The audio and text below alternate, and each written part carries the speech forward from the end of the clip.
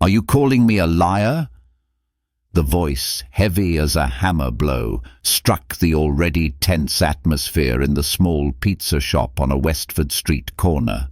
The question didn't just stop the young man in his tracks behind the delivery counter, but it also plunged the entire shop into a strange silence, as if everyone had held their breath for a heartbreaking moment. Marcus Taylor, a 22-year-old night shift delivery driver, stood frozen, his uniform rumpled and his hair matted with sweat.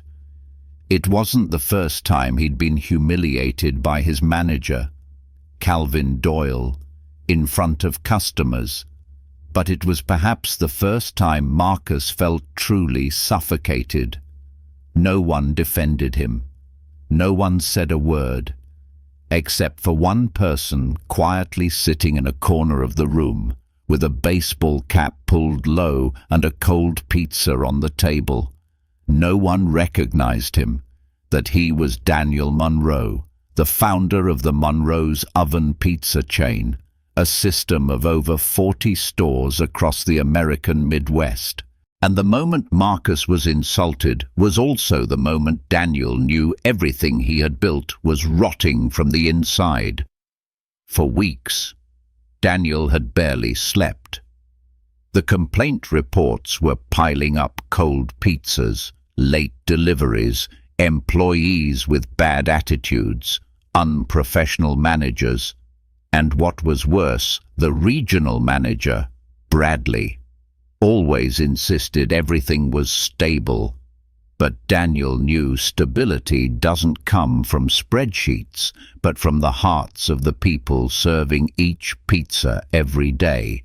And to find out what was really happening, Daniel decided to do something he never had before: go undercover as a customer. He ordered a pizza from the store with the most complaints, branch number 19 in Westford, the store managed by Calvin Doyle, who continued to submit optimistic reports but was, in reality, manipulating the entire system like his own personal power playground. Marcus was the one who delivered the pizza that day, 28 minutes late.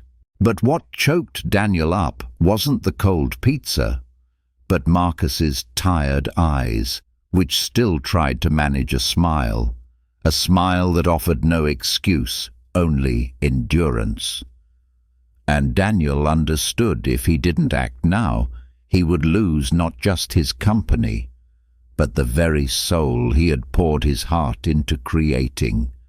Returning to his small fourth-floor apartment, Daniel Monroe sat alone in the dim light, gently removing the baseball cap that disguised his true identity. On the table was the pizza box he had just received, ice cold. The cheese hardened and stuck to the lid, just like the suffocating feeling in his own chest at that moment. He wasn't hungry, and he wasn't angry. He just felt a chill in his heart, because the person who delivered this pizza, Marcus, wasn't just a late delivery driver. He was the living proof of everything Daniel feared: a system that had lost its heart. Marcus's tattered uniform and his light, exhausted voice still echoed in Daniel's mind. "I'm the only one on delivery tonight. There were supposed to be 3 of us. 1 called in sick. 1 quit. It's just me." Daniel frowned, asking softly, "Does the company pay you overtime?" Marcus looked down, answering slowly, "Technically, yes, but the manager cuts my hours on later days, so the total doesn't exceed the full-time limit. He says it's company policy." Company policy? No, that was never the policy at Monroe's Oven. Daniel had written it into his HR policy by hand 8 years ago. Work an extra hour.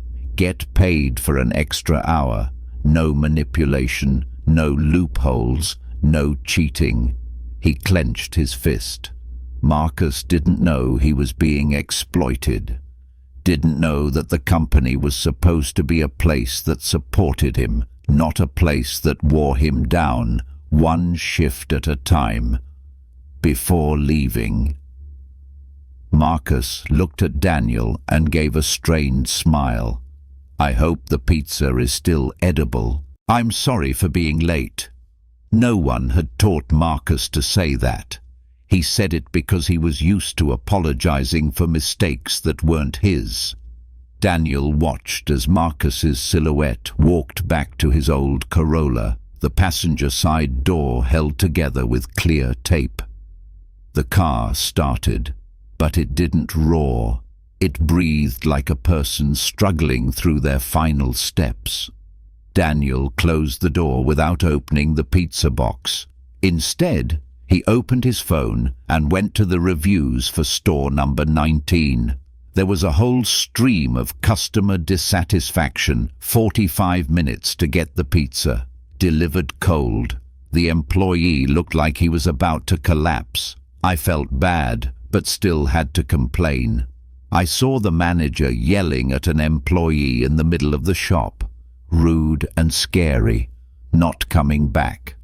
And one comment that felt like a punch to the gut. The manager screamed at a young kid for mixing up the sauce. Told him, "If you can't do the basics, go mop the floors." It was horrible to witness. Daniel gripped his phone, the words seeming to cut into him like a knife. The company he created wasn't meant to become a machine that crushed young people who were trying their best every day. That night, Daniel didn't sleep. He sat, organizing his thoughts line by line. No more doubts, no more waiting. Tomorrow morning, he would go back, not as a customer, not in disguise, not from a distance. He would arrive like a storm, silent but powerful enough to sweep away the rot.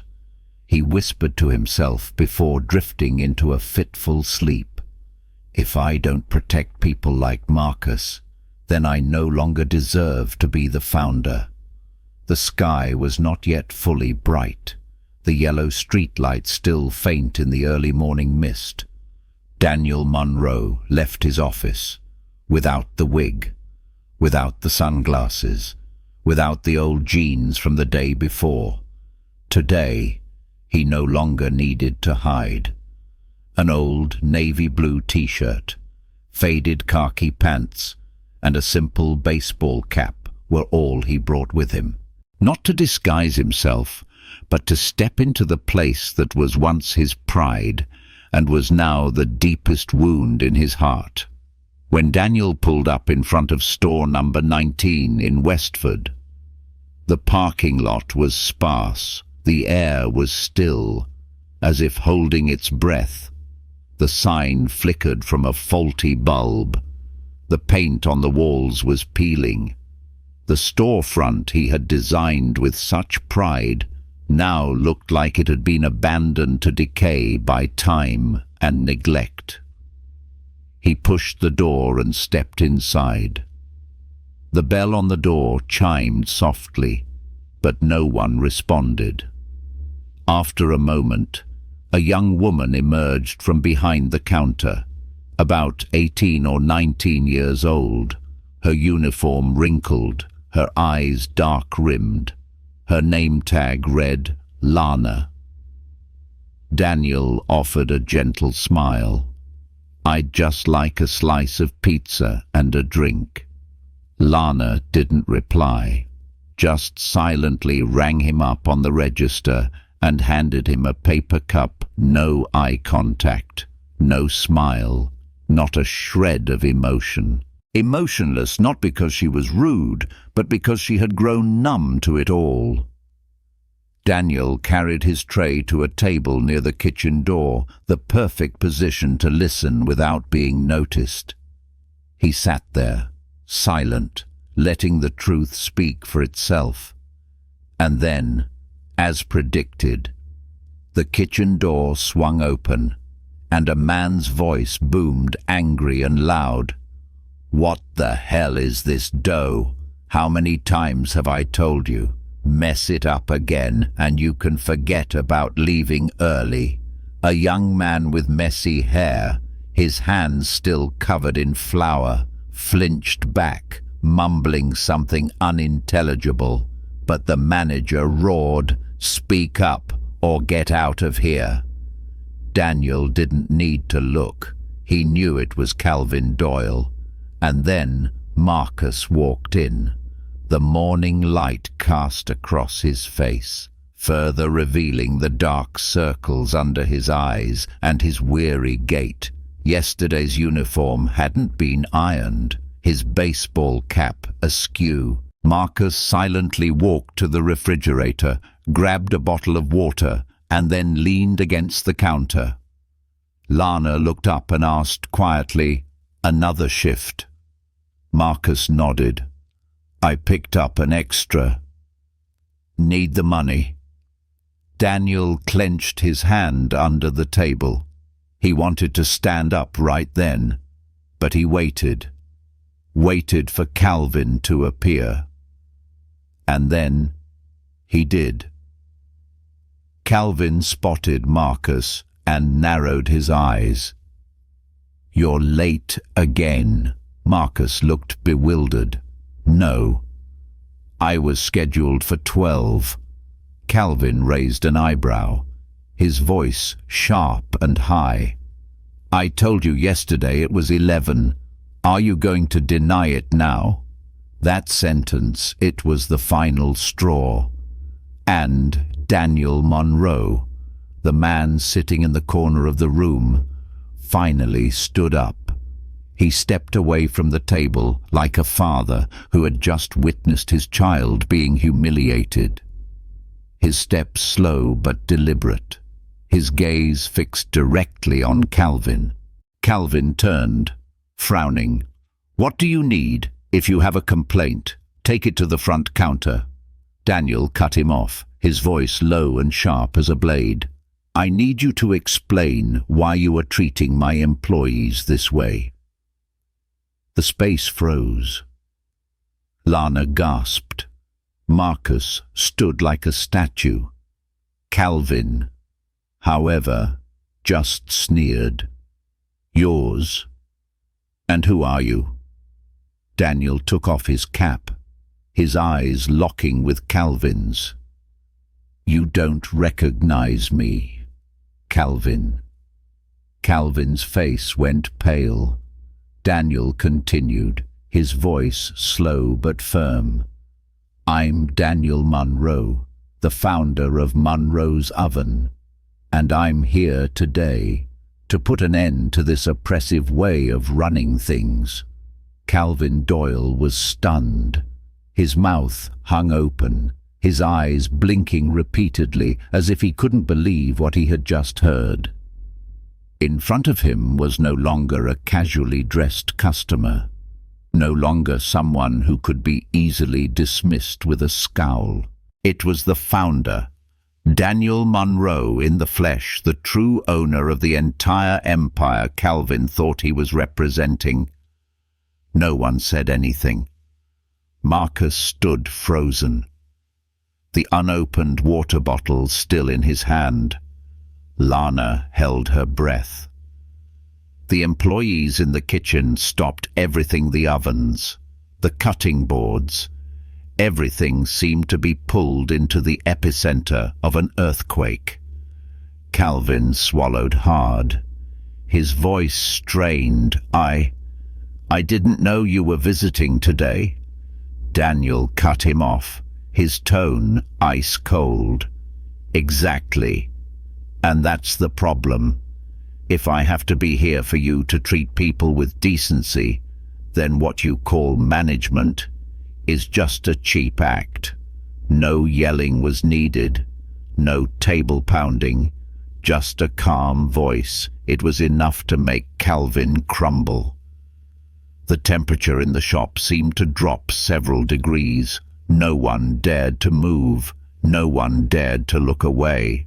Daniel stepped forward, each step slow, like a man about to settle a long overdue debt. He looked directly into Calvin's eyes, a gaze that seemed to bore right through to the core of any excuse he was about to hear. Into the office. Now. Calvin nodded so fast it was as if his neck had no joints. He backed away, turned to lead the way, walking as if hundreds of eyes were glued to the back of his neck, which, in fact, they were. Daniel followed. The office door slammed shut, leaving the space outside filled with a strange mix of emotions, astonishment, hope, and fear. Marcus remained standing in the same spot. Lana looked at him. No one knew what to say. There was only one thing everyone understood. Everything had just changed. In that very moment. Inside the office, the room was cramped, cluttered with papers, smelled of burnt cheese, and was lit by a flickering fluorescent light on the ceiling. Calvin sat behind his desk, trying to keep his voice calm. Mr. Monroe, managing a store like this isn't easy. Daniel stood, not sitting. He didn't bother to hide his contempt. Is not easy a reason to scream in your employees' faces or to cut their hours just to avoid paying overtime? Calvin became defensive, trying to justify himself. I do what needs to be done to keep the store running. These kids are lazy. They quit on a whim. They're irresponsible. Daniel leaned forward, his voice sharper. I saw Marcus work 2 back-to-back shifts and still ask for more. I saw Lana, exhausted, but still making sure the till was correct to the last cent. And you hide in your office, manipulate work hours, humiliate people, and call that management. Calvin was speechless. Final question.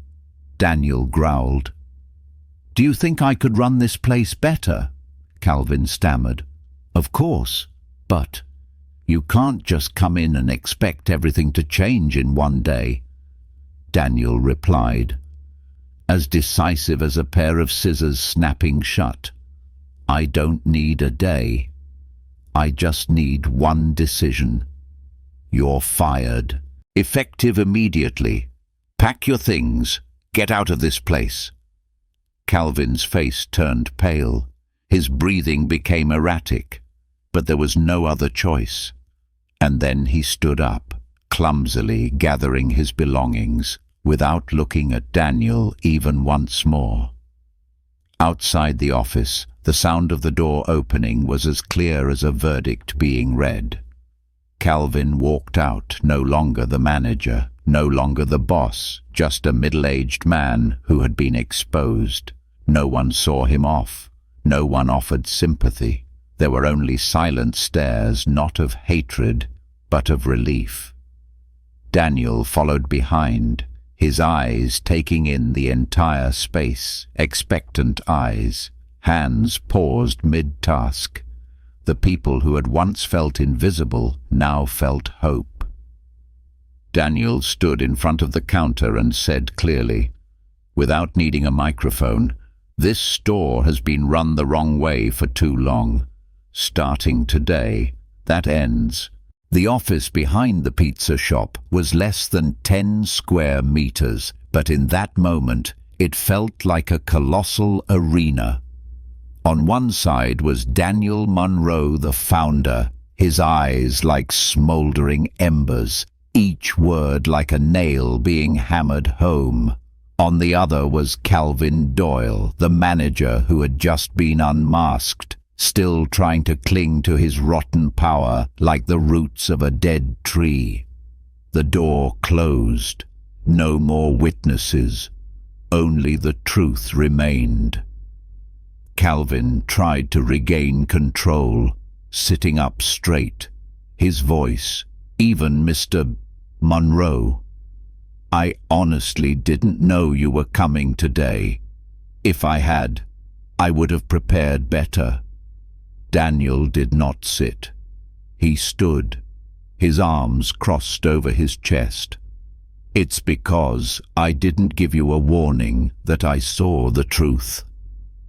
Calvin pressed his lips together. Daniel took a walk around the office, looking at the old calendars, the torn shift schedule, then stopped in front of a whiteboard with the weekly schedule written on it. He picked up a dried-out marker and turned it back towards Calvin. "Do you remember the overtime pay policy at Monroe's Oven?" Calvin avoided his gaze, answering vaguely, "I remember. It's supposed to be flexible, depending on the shift." Daniel's voice grew stern, each word seeming to pound on the floor. "No, it's paid in full. Every hour of overtime is an hour of paid overtime. No cuts, no manipulation. And you know that." Calvin began to defend himself. "I had to do it because the budget is tight. If I didn't cut hours, we would go over our cost ceiling." Daniel cut him off. "You weren't cutting costs. You were cutting trust. And you did it systematically, cunningly, and completely unethically." The air grew thick. Daniel approached the desk, pulled a printout from his pocket, a long customer comment. He read every sentence without looking up. "I saw a young man nearly in tears because the manager was scolding him in the middle of the store, just for using the wrong sauce. I'm not coming back, not because of the food, but because of how people are treated here." Calvin's face flushed red, but Daniel wasn't finished. "You built an entire system that made employees afraid. They didn't dare to speak up. They didn't dare to resist. And the price you have to pay is your own position." Calvin yelled, losing his composure for the first time. "I've worked here for 7 years. I turned this branch around when it was losing money every month. You think you can come in here for a few hours and understand everything?" Daniel stepped forward, his voice firm. "I don't need a few hours. I just needed to look at Marcus, at his eyes, his tired gait, the smile he still forces to know what you've done."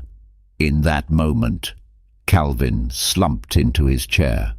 All his excuses were meaningless. Daniel pulled out his phone and tapped a few buttons. "I have sent you your termination email. It is effective immediately. This store will be rebuilt, and you are not in its future." Calvin fell silent. No more resistance, no more anger. Only the choked silence of a man who had just lost everything, not because of an accident, but because of his own actions. Daniel opened the door without looking back. "Thank you for the early years, but decency is a requirement, not a bonus."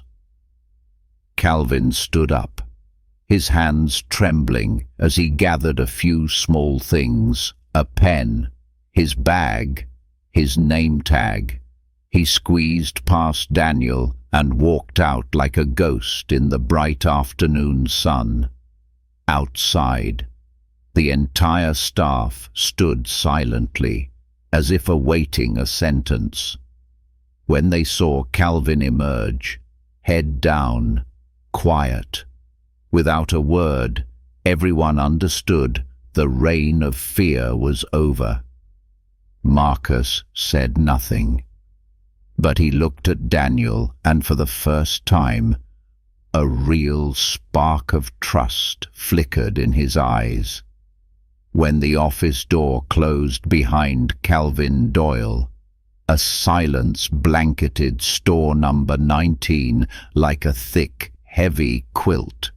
But it was no longer a silence of fear. It was the silence of something that had just changed. Something big, something real. Daniel emerged from the back office, not carrying an air of authority, not bringing any grand pronouncements.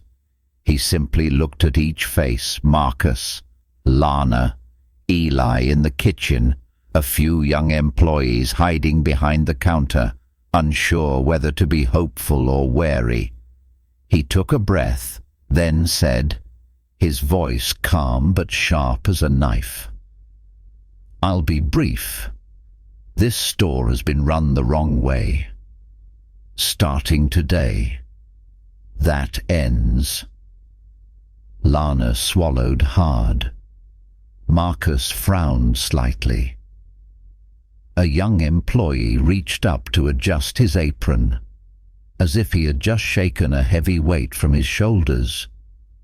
Daniel walked behind the counter, took off his jacket, and rolled up his sleeves. He said, "I'm not leaving. I'm going to work alongside you, step by step, hour by hour." Marcus frowned, unable to hide his skepticism. "You mean you're going to work the counter, make pizzas, with us?" Daniel nodded. No pretense. No beating around the bush. I was the first person to stretch the dough, fire up the oven, and make deliveries in a beat-up car I borrowed from a friend. I haven't forgotten that feeling, and I never want to be too far away from it for too long. He held out his hand. "I need an apron." Lana blinked, looking over at Marcus. He looked back at her, and then, without a word, someone quietly got a clean apron and handed it to Daniel. And, just like that, Daniel stepped behind the counter, a place where for the last few years he had only heard reports from, but never touched with his own hands. He stood next to Marcus. Marcus, still unsure whether to believe it or not, pointed to a tray of dough. "This is a pickup order. 1 cheese pizza. If you want to try, start here. Just show me," Daniel said. "I'll follow." Marcus hesitated slightly, but then he began dough from the fridge. Roll it in dry flour. Spread it evenly with the palm of your hand. Pat it lightly. Toss it in the air to spin. Daniel followed every move like an old student returning to class. The first time, Daniel's dough stuck to the table. The second time, the pizza was off-center, with a crooked crust. Marcus smirked slightly. "Not bad. For a rookie." Daniel laughed, not a laugh of wounded pride, but the laugh of a man who saw he still had a chance to relearn what he had forgotten. For the next few hours, the man who once ran 40 branches was no longer a CEO. He was the person folding pizza boxes. He was the person answering the phone for orders. He was the person stocking vegetables with Lana in the walk-in cooler. He was the person who went with Marcus for the first time, on a real pizza delivery. One order went to the home of a family with a newborn. The mother looked exhausted, but still smiled. Marcus wished her a good night's sleep. Another order went to the home of an elderly man who gave Marcus a few spare coins and a grateful nod. Daniel sat next to Marcus in the old Corolla, silent. But inside, it felt like a bell was ringing. This was what he had forgotten. It wasn't about management. It was about people. It wasn't about productivity. It was about trust. When the two returned to the store, Daniel saw the first thing he had never seen here before. People were talking, not whispering, not on guard, but normal conversations, as if the pressure was gradually melting away. He stepped into the middle of the dining area, wiped the flour from his sleeve, and said loudly, "I've seen enough to know you've been giving more than you've been getting back, and that's going to change, starting today." Lunch passed in an unusual calm. No shouting, no fearful glances, only the sounds of knives on cutting boards, the click of the oven, the rustle of order slips, and the timid laughter that was beginning to emerge from the kitchen area. Daniel stood in the middle of the dining room, his hands still dusted with flour, his eyes watching everyone.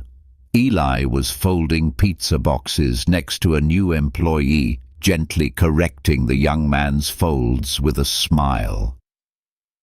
Lana was explaining a new combo to a customer, her eyes no longer evasive. And Marcus, the man who used to stand alone on the porch waiting to deliver pizzas, was now leading the shift, as if he had been doing it for a year.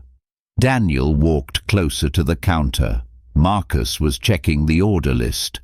His focus was sharp, but still soft enough to hear a young employee ask, "Sir, which pizza is this sauce for?" Marcus answered without any harshness, "That one's for the meat supreme. But remember to sprinkle the cheese before the sauce, or the crust will burn." Daniel nodded, silent for a moment, then asked gently, "Have you ever thought about being a manager?" Marcus looked up, stopping for a second as if he wasn't sure he had heard correctly. "Me? A manager?" Daniel nodded. "You understand this store. You know where it hurts. Most importantly, you care."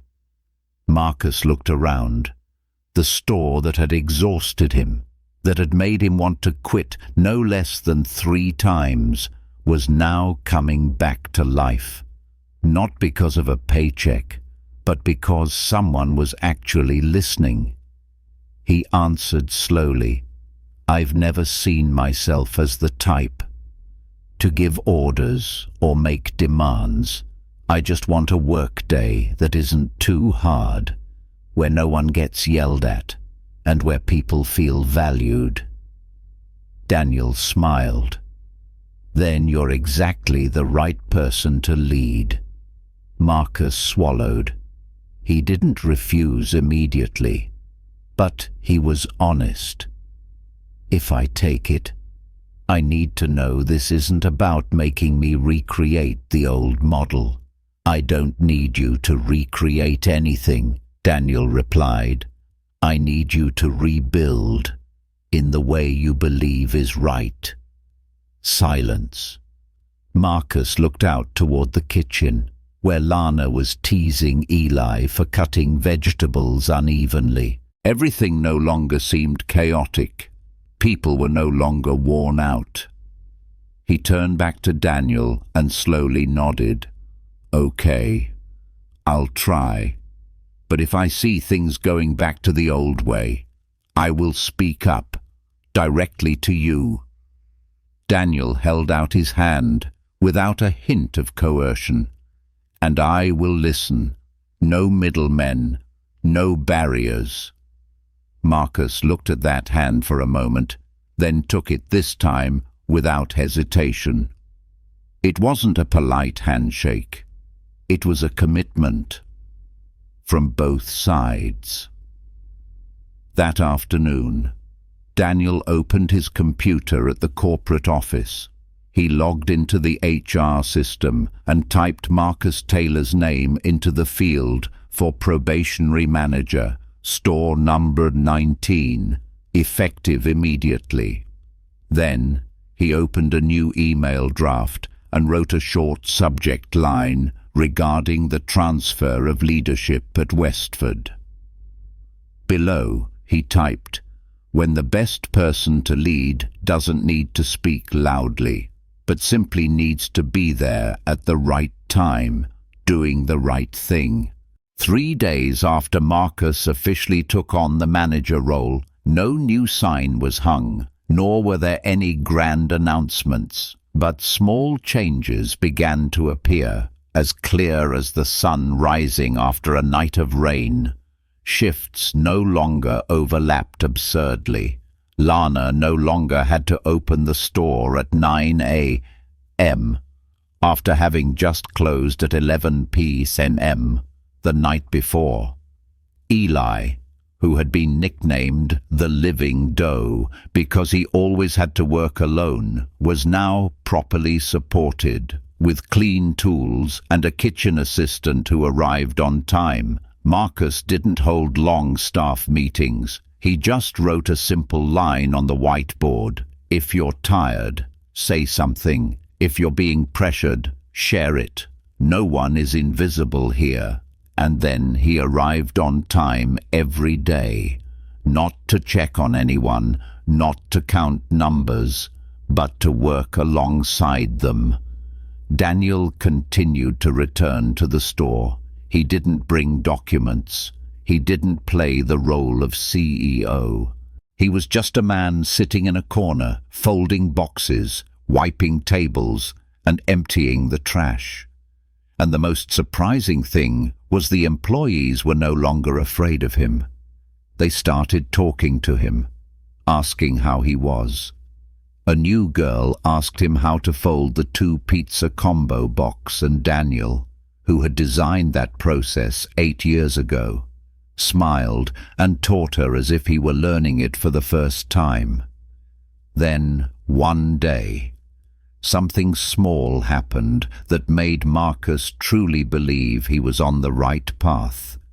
An elderly customer who had previously complained about the service attitude walked into the store, received his pizza, and smiled.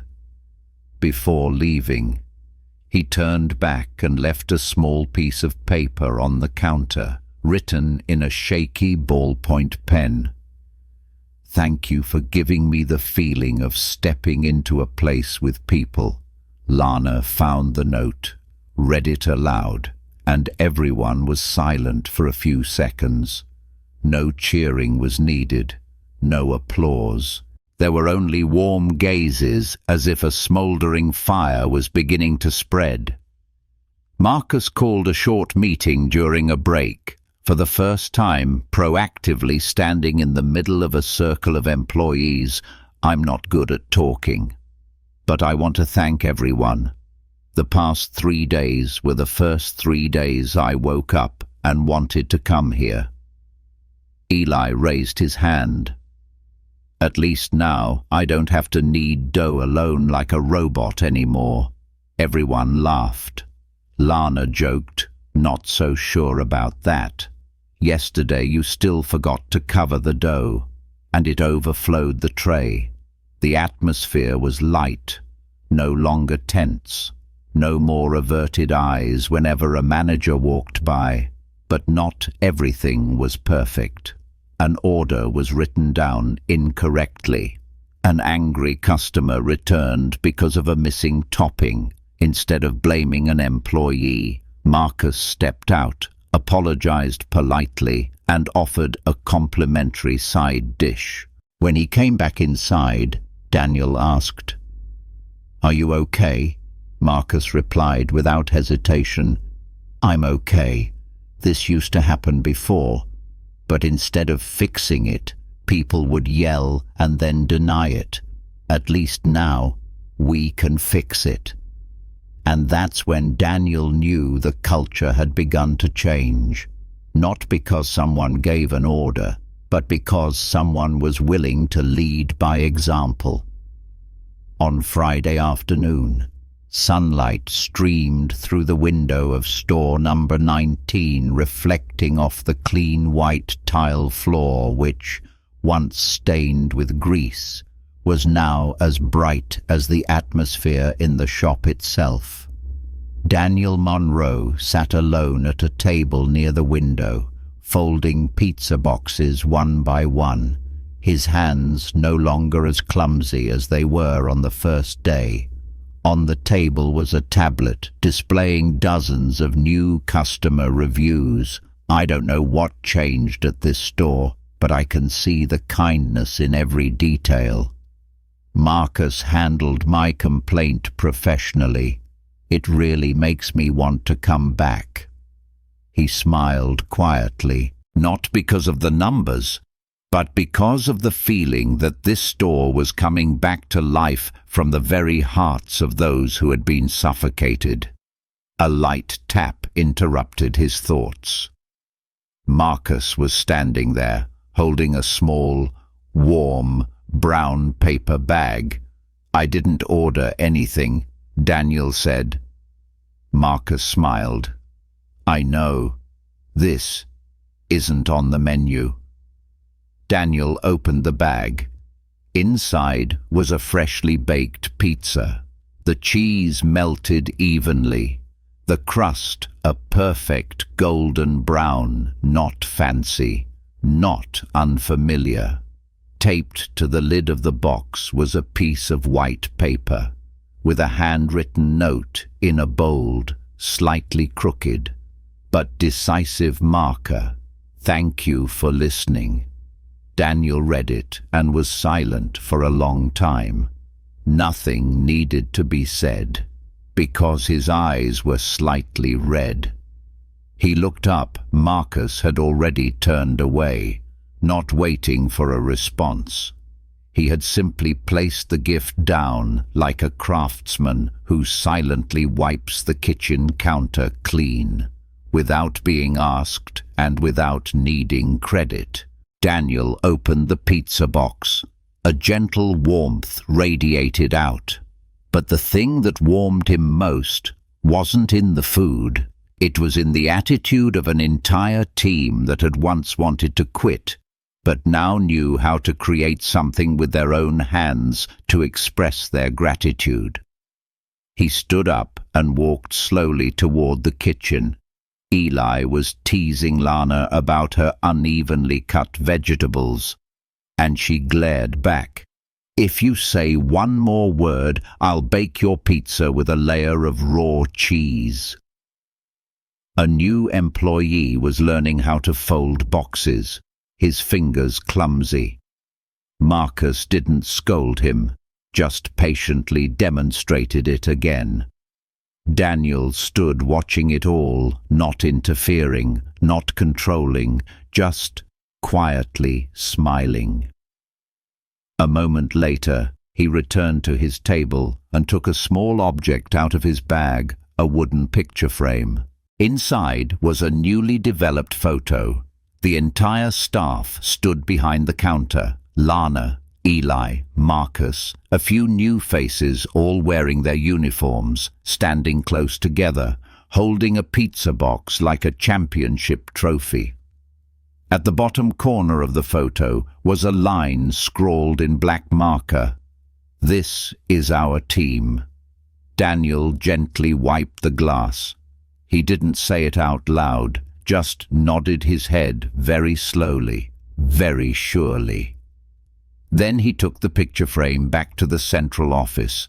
He didn't place it on the meeting table. He didn't hang it in the reception hall. He put it on the shelf next to the coffee machine where employees often stopped by every morning. Underneath it, he added another line. "This is why we exist." That night, Daniel Monroe sat alone in his office at headquarters, but for the first time in years, he wasn't looking at revenue reports. Instead, he opened his old laptop, switched to a word processor, and typed, each word slow but resolute. Title, effective immediately. Content. As of today, All acts of manipulating work hours to avoid paying overtime will be investigated and addressed. Violating managers will be suspended without prior notice. No more vague flexibility. No more minor adjustments. Respecting our employees is not a slogan. It is the standard. He didn't attach any charts. He didn't cite any data, because this time the most vivid evidence was store number 19, once the system's dark spot, now a beacon of hope. The next morning, Daniel returned to Westford unannounced. The sky was still misty, but the lights were already on inside the shop. Lana was chopping onions, wearing small earbuds. Eli was stacking pizza bases like bricks. A few new employees were laughing and talking without the familiar heavy atmosphere. And Marcus.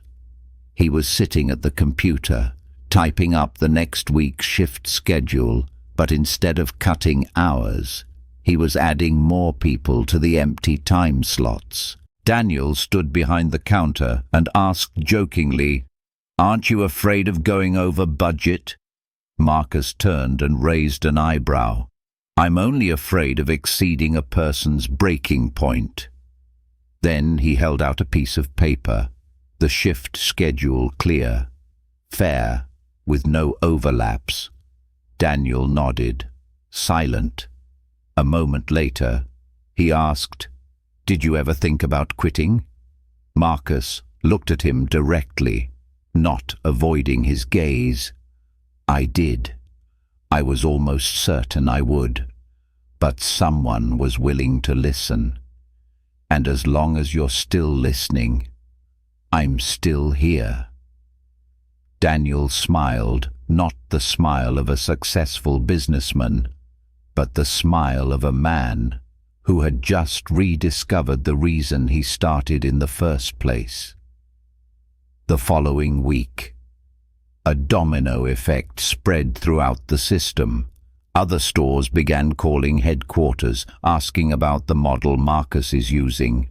The report from branch number 19 was sent to branch number 11. An old manager in Chicago sent an email asking for permission to learn from Westford's new shift schedule. There was even a customer's social media post with a photo of Marcus packing a pizza, along with the caption, "Whoever is running this place now, don't ever let them leave." It quickly got over 40,000 shares. Daniel didn't post anything. He just cut out that picture, printed it, and sent a copy to Marcus. On the back, he wrote one line by hand, "I'm not running the store. You are." From one cold pizza and a whispered apology.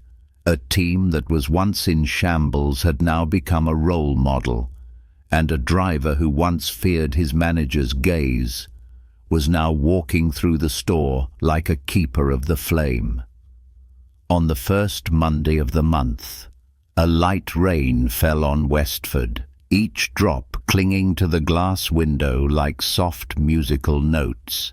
Even though his shift didn't start early, Marcus Taylor was there at 7 a.m. He arrived before everyone else, not out of old habit, but because of a new feeling. Responsibility was no longer a burden, but something worth waking up for every morning.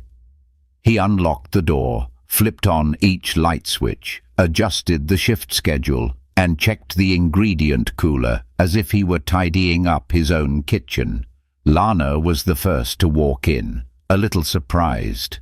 "You don't have to do all that. I'm on the opening shift today." Marcus just smiled lightly, just wanted to make sure everything starts off smoothly. Eli appeared not long after, still holding his cup of coffee, but no longer scowling like before. He exclaimed, "The shop smells like freshly baked bread, not like stress, like it used to." The three of them laughed, no longer a forced laugh, During the day, Marcus handled an order with the wrong toppings. Instead of asking, "Who made the mistake?" he just said, "Let's fix it together." Then figure out why it happened. A new employee was flustered at the payment counter. Marcus didn't push in to take over. He stood beside them, gently guiding them, slowly, clearly, without rushing, not leading with authority, but with presence. In the afternoon, Daniel dropped by unexpectedly. He didn't go into the kitchen. He just leaned against the wall near the air conditioner, observing the team working in rhythm. No one jumped when they saw him anymore. They were used to it. He was the uncle in the t-shirt who's the best box folder in the system. Marcus was handling a shift swap between two young employees, a college student with an exam and a single mother who needed the morning shift to pick up her child. No imposition, no arbitration.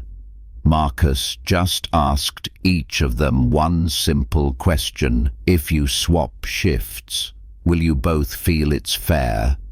They both nodded. Marcus smiled, typed a few things into the computer. Done. Daniel turned to Lana and asked quietly, "Has he ever yelled at anyone?" Lana laughed softly. "No. But when Marcus gets quiet, we know we need to adjust." Then she added, "He doesn't need to shout. He's just present." After the evening shift, Daniel suggested a quick team meeting in the customer area. Marcus stood a bit awkwardly when Daniel invited him to speak first. He scratched his head. "I don't think I have anything good to say." Eli cut in. "You've done enough. Now we just need you to be honest." Marcus looked around. He saw the faces that once feared a superior's gaze now looking at him with trust. He took a deep breath. "I thought I was going to give up. I thought I wasn't suited for anything other than delivery. But because someone listened, I got a chance not to run away." He turned to Daniel. "And now, I promise everyone here, if I was once suffocated by the silence of others, then I will never let anyone here suffer that again." The room was completely silent. Then one clap rang out, then another. Then the whole team stood up, not with a roar, not dramatically. It was simply a round of applause for a man who was once looked down upon, and was now the one keeping the rhythm for the entire team. As night fell, Marcus did a final walkthrough of the store, a new habit. He straightened the chairs, checked the refrigerators, and tidied the roll of paper towels. No one asked him to, but it's what a caretaker does. Daniel stood at the door, holding the keys. "All done?" Marcus nodded. "Yes. The kids are on the early shift tomorrow. I want them to see that everything is in its place when they walk in." Daniel nodded, then said quietly, "If you ever see this place slipping off track again, tell me first. No need for intermediaries." Marcus didn't answer right away. He looked around the shop, then at Daniel. "Last time I spoke up, and you listened. Next time, I'll speak up again, and I know you'll still listen." 3 weeks later, Daniel Monroe held a system-wide meeting at the headquarters. There was no PowerPoint, no expense reports. There was only a picture frame placed in the middle of the meeting table, the photo of the store number 19 staff, standing together, holding a pizza like a victory symbol. Daniel looked around the room, which had once been filled with performance metrics and quarterly targets. He began with a simple sentence. I used to think that running a company was about optimizing everything: costs, speed, output. But then a delivery driver with dark circles under his eyes and trembling hands taught me that running a company is first and foremost about keeping people from being crushed. The room was silent. No one was typing on a computer. No one was looking down at their phone. Daniel continued. Marcus, Taylor is not a CEO. He doesn't have an MBA, but he did what many of us had forgotten. He listened. He acted first, talked later, and he held on to his team as if holding on to the very values we were losing. He looked up. Slowly, if a store that was once rated 1 star can become a place where people want to stay, then this entire system can too. But only if we stop pretending to lead and start actually being present. At the end of that day, Daniel returned to store number 19. He didn't call ahead. He didn't bring his computer. He just sat at the familiar table near the window, folding boxes with Lana, then mopping the floor with Eli, then helping Marcus pack up the last order. As they were closing, Marcus handed Daniel a folded piece of paper. He opened it. It was filled with scribbled lines written by each employee in the store. Thank you for choosing to come back. Thank you for not giving up. Thank you for believing in a delivery guy. Daniel folded the paper, placing his hand over his heart. He didn't reply, because some thank yous don't need a response. They just need to be preserved like a silent promise that this place will never go back to the way it was. Sometimes the only thing an employee needs is not a raise, not a title, but just for someone to truly listen when they want to give up. If you have ever worked to the point of forgetting to eat, enduring without anyone asking if you were tired, then this story is for you. And if you are the one in power, remember, a leader's greatest strength lies not in commands, but in presence.